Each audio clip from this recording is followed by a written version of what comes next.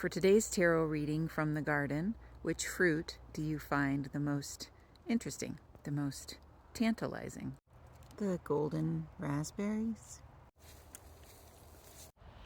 the purple grapes, or the purple plums? Hi, I'm Brooke, tarot reader in the garden, and each of those readings will be time-stamped in the captions. And you can just choose, just let your intuition be your guide. It can be based on aesthetics. It can be based on which one you like the best. It can be based on which one had the most interesting shape or color to you. Which word you like the best, raspberry, grape, or plum. We use these readings to inspire our dreamy, imaginative, creative selves into making meaning for us that is useful and empowering and validating. So feel free to stay for all three readings and see if you can find something meaningful in each of them.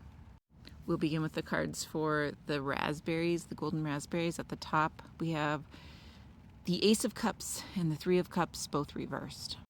These cards might describe a tension between us needing to be held in relationship, in community, in friendship, in love somehow, and us feeling insecure, uncertain, afraid,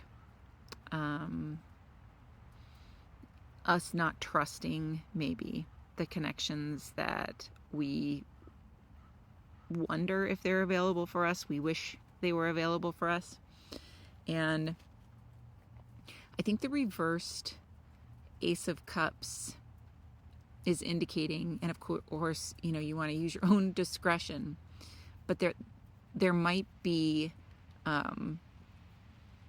something that we are ready to share, a burden that we are ready to share, a truth, a connection that we are ready to make, a way in which we are ready to be open or vulnerable and trust the relationships that we have, or a relationship that we have, or a community that we have. These cards, it feels like we are kind of caught in that place, and there is some encouragement here to explore the possibility of greater intimacy in that way.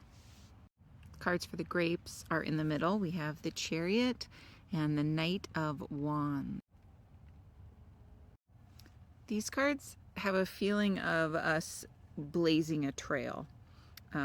If you're familiar with the concept of blazing, like it's when people are out in the woods and there are certain paths that you can travel, but if it's not a heavily traveled path, it kind of might get overgrown, and so there are ways of marking the trees, blazing the trees, so that people can see. It's like setting up cairns or something so that people can find the way to navigate. So when you're blazing a trail, you're kind of out front. You're the one setting the direction, and it feels there's a really kind of individualized feeling to it, right? Like if you're blazing a trail, like you're the first, it's the path that no one has traveled, or that kind of thing. And the Chariot is the card of our confidence, our determination, our willpower, our ability to get things done. And the Knight of Wands is this card. It's a very confident, it can be a spontaneous card. So there might be an energy of, a sudden urge, an impulsivity to it, like a fire's been lit under us. And he's also the card of kind of following our passions and being willing to take risks and notice what is exciting to us and pursue it. So together these cards have that energy of directed will out into the world in ways that feel enlivening to our souls. And the cards for the plum are at the bottom. We have the Page of Cups reversed and the Sun. These cards almost have like a poignant feeling to them, because the Page of Cups is the card that correlates with the summer solstice. And so when it comes up reversed, it's almost, you know how like with the winter solstice, it's the longest night, you light the candle and it's kind of the spark of hope, right, in the dark and cold. And then alternatively, on the winter solstice, you know, it's the longest day. And then there's also this like little ember, like a reminder that the days are going to start getting shorter. And it's sort of that seed of, I don't know, just the memento mori, the sorrow, the reminder. There can even be an excess, right? An excess of sun, feeling that it's too much.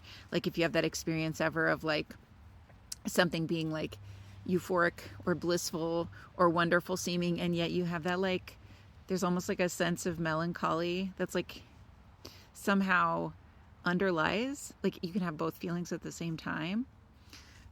That's the energy of these two cards, because, you know, the sun, of course, represents, you know, it would be certainly a card for a summer solstice, obviously.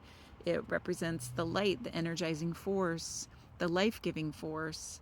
It represents our positive feelings and optimism. It can represent us feeling confident in the world, all of those kinds of things.